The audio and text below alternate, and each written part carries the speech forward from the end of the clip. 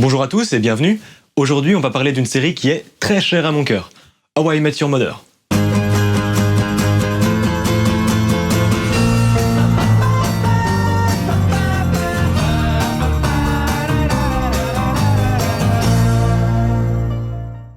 Pour les quelques perdus qui n'en ont jamais entendu parler, How I Met Your Mother est une série, plus précisément une sitcom, qui a été diffusée en 45 post-Claudus Natum, alors que JC était déjà à plusieurs millions de grands écarts chaloupés, jusqu'en l'an 54. Elle raconte l'histoire de Ted Mosby, qui lui-même raconte à ses enfants comment il a rencontré leur mère. Les enfants, je vais vous raconter une histoire incroyable. L'histoire de ma rencontre avec votre mère. Tu nous punis pour quelque chose qu'on a fait? Non. Oui, et alors est-ce qu'il va y en avoir pour longtemps? Oui. La quasi-totalité de la série est donc constituée d'un gigantesque flashback revenant sur la longue quête du grand amour de Ted. En à peine quelques minutes, on sera introduit à ses amis de toujours, Marshall et Lily, l'entité à deux têtes ou couple qui vient de se fiancer, et Barney, son BFF autoproclamé, ce avec quoi Marshall est loin d'être d'accord. Quelques instants plus tard, on découvre, avec un travelling avant des plus évocateurs, une ravissante jeune femme répondant au nom de Robin, qui sera longtemps, très longtemps, l'objet de toutes les convoitises de Ted.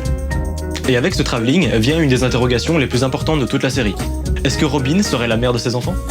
Et c'est là que les personnages se mettent réellement en place. On aurait dit que c'était comme dans les vieux films, où le marin voit la fille au milieu de la foule, sur la piste de danse, et qu'il dit à ses potes « Vous voyez cette fille?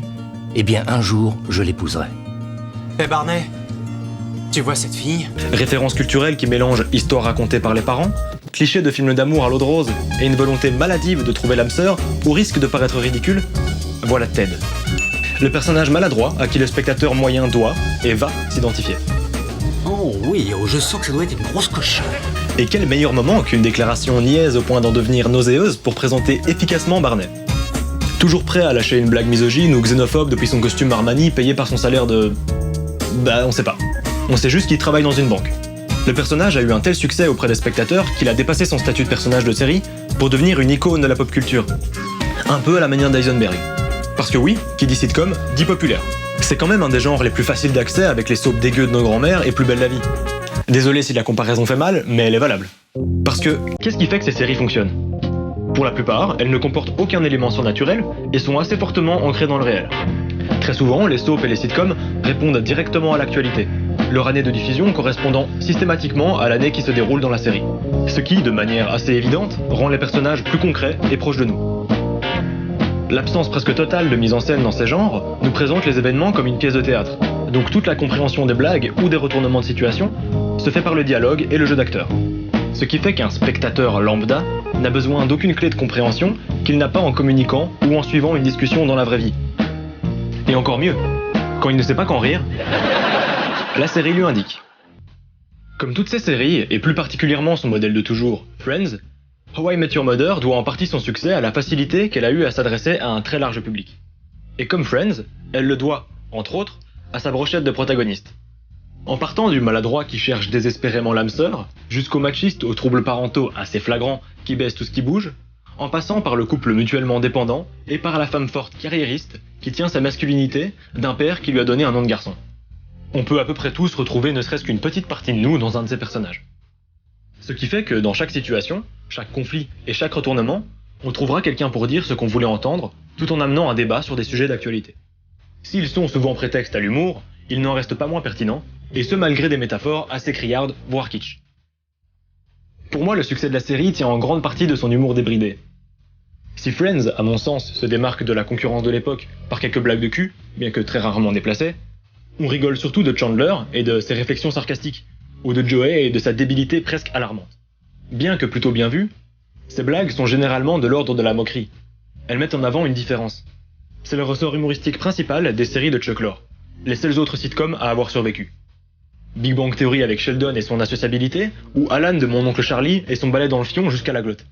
Tandis que dans How I Met Your Mother, même si ce ressort est tout de même très fréquemment utilisé, c'est surtout l'absurde qui fera systématiquement mouche. On ne rigole pas des méchancetés que dit Barney, ou on ne se moque pas du taximan à la peau d'ébène, ni du couple à la limite de la fusion. Ici, on rit. Et c'est là que pour moi une différence majeure se fait. On rit de l'absurdité de la situation que ces personnages ont amené, d'un malaise bien dosé, au point que la seule réaction possible est le rire. Après, peut-être que c'est mon imagination qui me joue des tours, ou que j'ai pas vu assez de sitcom, mais pour moi, How I Met Your Mother est une des rares sitcoms à être 100% positive. Et ce, même dans ses blagues limites ou dans ses moments tristes. Et il y en a un paquet. Sa fin en est d'ailleurs un parfait exemple. Et je trouve ça super cool qu'un truc aussi populaire et facile d'accès pousse vers ce genre d'humour. Parce que selon moi, c'est le ressort humoristique le plus inattendu. Même si Barney devient un peu l'ombre de lui-même en fin de série et que les blagues se répètent. Personnellement, la règle de je cite 3 trucs et le dernier est drôle, ou encore c'est marrant parce que c'est vrai, je commence à en avoir un peu marre. Alors que des blagues qui ont aucun sens, il y en a des centaines pour chaque situation initiale. C'est pas pour rien que ce non-sens fait son chemin dans des productions humoristiques plus récentes. Le seul problème avec ça, c'est qu'il y a une limite à ne surtout pas franchir si on veut continuer à être populaire, qui est l'humour noir. Je trouve cette appellation assez horrible, parce que l'humour noir fait entièrement partie de l'humour absurde, et que la seule chose qui les différencie, c'est le sujet de la blague. Si c'est une blague raciste ou qui se moque d'un événement tragique, ça sera immédiatement rangé dans la catégorie humour noir. Mais encore une fois, et comme l'a bien dit Antoine Daniel, on rigole de l'absurdité de ce qui est dit, et pas de ce qui est dit. Je trouve ça super cool que How I Met Your Mother ait popularisé cette manière absurde de faire rire. Et cette absurdité, elle est possible grâce à 2 choses. Premièrement, Barney. Le personnage est une source intarissable de situations burlesques, et ce, pour plusieurs raisons. 1. Il a des valeurs douteuses. Sexe, alcool, striptease, barrières sociales pas toujours très nettes. Il a très souvent des comportements avec Ted et Marshall qui frôlent l'homosexualité non consentie. 2. Il a du charme. Il arrive très facilement à pousser les gens à faire ce qu'il veut et à se sortir de situations délicates. 3. Il est enfantin. Ce qui nous pousse à systématiquement lui trouver des excuses et à nous dire qu'il ne pensait pas à mal. Ce trait de caractère vient d'une enfance troublée, de par l'abandon de son père et de la vie sexuelle débridée de sa mère négligente. Très vite dans la série, tout le monde sera conscient qu'il va mal, et que c'est pour ça qu'il agit comme un con. 4. Il a de l'argent. Toutes ces données font de Barney un puissant fond de situations aussi insensées qu'une barbe sans moustache. On veut une scène dans un strip club, mais Ted n'irait jamais? Bah, Barney le tire de force. Ted ne ferait jamais un plan à 3? Barney lui lance le défi. Ça fait longtemps qu'un personnage est au chômage? Barney lui trouve un taf. Deuxièmement, le flashback. Comme je l'ai dit, toute la série est la matérialisation de l'histoire que Ted raconte à ses enfants. Du coup, on n'est pas à l'abri d'une manipulation de sa part ou tout simplement d'un trou de mémoire. Et là, on arrive au point le plus cool de toute la série, le montage. Contrairement aux autres sitcoms, How I Met Your Mother n'est pas filmé directement devant ses spectateurs. Ce n'est qu'une fois monté que l'épisode sera montré aux spectateurs, qui rigoleront, et dont on enregistrera les rires. Tout simplement parce que le montage est trop frénétique, l'histoire trop malléable, et les situations trop absurdes. La plus grosse raison qui fait que j'adore cette série, c'est qu'en plus d'être très dynamique, elle a conscientisé énormément de gens au montage. Contrairement aux autres sitcoms qui se rythment par le dialogue, How I Met Your Mother use et abuse des cuts, des flashbacks, des flash-forward ou carrément des suppositions des événements qui n'ont jamais eu lieu. Et rien que l'idée même du montage fait régulièrement l'objet d'une blague, qu'il soit intradiégétique, donc que les personnages en aient conscience, ou extradiégétique, donc que seul le spectateur en ait conscience. Tout le monde se souvient du clip de Robin Sparkles, de sa série pour enfants, ou des CD vidéo de Barney. Chaque cut dans ces vidéos est l'occasion de voir de nouvelles blagues. D'autres se souviennent peut-être aussi de ces panneaux de texte qui résument l'action que seuls les spectateurs voient. Et je pense que c'est aussi en grande partie pour ça qu'on se rappellera de How I Met Your Mother. Parce qu'elle s'est clairement affranchie de plusieurs règles tacites de son propre format. Le montage par exemple, mais même au niveau des valeurs de plan. On a eu droit à beaucoup de gros plans ou d'inserts, ce que la sitcom ne se permet jamais. Voilà un autre exemple qui est clairement mon préféré. Dites, c'est bizarre, j'avais jamais remarqué cette porte. À votre avis, il y a quoi derrière? Ted, Ted. Non, laisse-le. vous êtes sûr que c'est une bonne idée? T'inquiète. Waouh!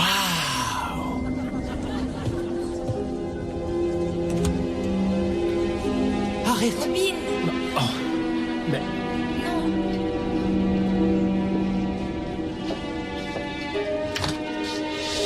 Oh. Waouh!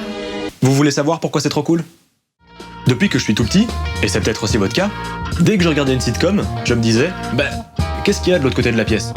Le côté qu'on nous montre pas. Bon, on va pas se mentir, j'aurais été déçu. Mais c'est là que ce passage est excellent. C'est le premier contre-champ du bar qu'on a eu en 7 ans. Qu'est-ce qu'il y a dans ce contre-champ? Qu'est-ce qu'il y a derrière cette porte? Qu'est-ce qu'il y a au-delà des sitcoms et de leurs codes contraignants? Une blague, tout simplement. C'est super cool, non? Et c'est pas le seul élément qui va dans ce sens. Mais pour en parler, on va devoir parler de la fin. Et mon Dieu, qu'est-ce qu'elle a fait couler comme encre cette fin? Pour résumer, Après 8 années de recherche, Ted trouve la mère de ses enfants, ils se marient, elle tombe malade, meurt, et ses enfants comprennent que toute cette histoire est à la manière de Ted de leur demander s'ils seraient d'accord pour qu'ils se remettent avec Robin. J'ai jamais compris pourquoi autant de gens avaient gueulé en fait.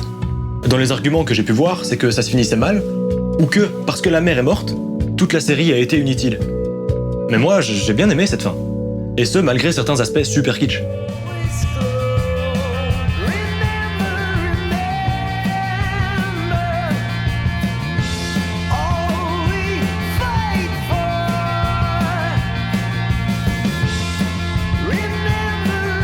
Parce qu'en une saison, on a eu le temps de voir que oui, la mère était géniale.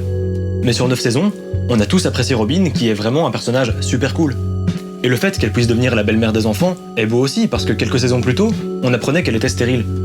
Elle avait même son épisode dédié. Et je trouve le message vachement cool et d'actualité. Oui, les gens se séparent. Comme Robin et Marney, malgré leurs noces qui ont duré une saison. Les amis s'éloignent, malgré une dizaine d'années d'amitié. Et oui, les gens meurent. Et parfois, le mieux à faire reste de passer à autre chose. Et puis on a un chant contre chant, qu'on attend depuis 9 ans, et qui avait été tourné il y a 9 ans. Tout comme les plans sur les enfants, ce qui prouve que cette fin est celle qui est prévue depuis toujours. Et on peut facilement identifier ce contre-champ à ce que je vous disais plus tôt, à ce que les autres sitcoms ne nous montraient pas. Ce qu'Hawaii Met Your Mother a voulu nous dire, au-delà de ses histoires d'amour à n'en plus finir et de ses blagues à rallonge, c'est que les sitcoms, on a fait le tour. Et il faut passer à autre chose. Écoute, papa, maman nous a quittés il y a 6 ans. Il est temps que t'avances. Et c'est d'autant plus fort que c'est dit par la meilleure représentante de ce genre. En tout cas, c'est mon point de vue. Même s'il y a 2, voire 3 saisons en trop, mais ça, c'est assez symptomatique du genre. Une autre preuve qu'il faut arrêter les frais, c'est que non seulement les sitcoms dans l'ensemble, c'est un peu ringard. J'ai jamais entendu quelqu'un dire « Moi, les rires enregistrés, j'adore ça !» C'est carrément devenu ringard de dire que c'était ringard. Le nombre de séries ou de mecs sur internet qui s'en moquent est assez affolant. Et il y en a qui continuent de s'en moquer alors qu'on sait pertinemment ce qu'il y a de ridicule. Le seul angle nouveau que j'ai vu dernièrement, c'est dans BoJack Horseman, où on voit comment BoJack vit sa gloire passée d'un comédien de sitcom. Et c'est d'autant plus cool que cette série brise les codes du dessin animé américain pour adultes. En ayant la même forme, mais en faisant réellement évoluer ses personnages et leurs ambitions au fil des épisodes. Mais tout ce que je viens de vous dire, ça vous fait pas penser à un truc ? Aujourd'hui, les gens, ils sont relous. Bonjour, c'est Cyprien et... Salut les amis. Moi, dès que je dois aller quelque part ou quand on me donne un rendez-vous... On bat les couilles, frère. Ceux auxquels je pense, c'est vraiment le gang Cyprien, Norman, Mr V, Hugo tout seul. Le fichaille, les blagues d'étudiants qui commencent par, je sais pas si vous avez remarqué, le rythme. Au moment où personne les attendait, ils sont arrivés avec leur format et leur style. Et ont réuni un nombre assez phénoménal de personnes. Et comme Hawaii Met Your Mother, leur sens du rythme et du montage a conscientisé énormément de gens à l'importance de la forme. Et puis ils ont créé leur métier, ont incité d'autres vidéastes hyper talentueux à s'y mettre. Ils ont aussi poussé des milliers de gamins à faire des podcasts miteux. Ok, c'est nul.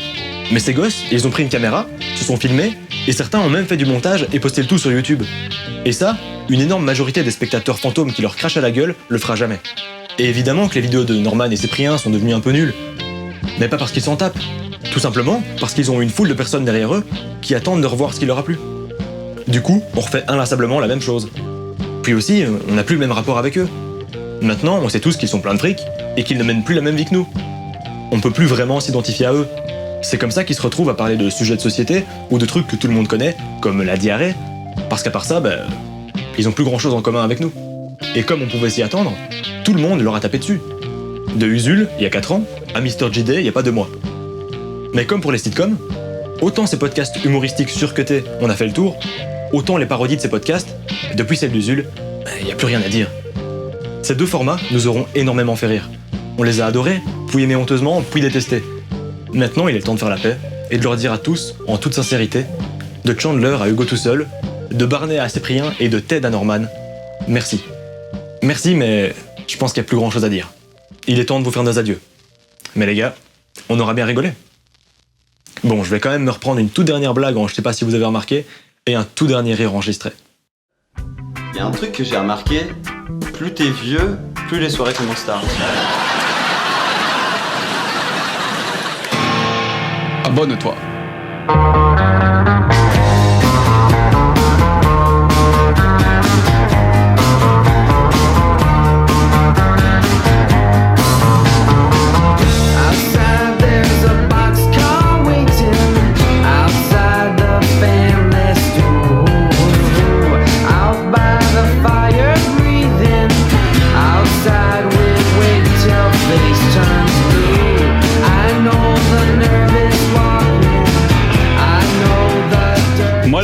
enregistré, j'adore vraiment ça.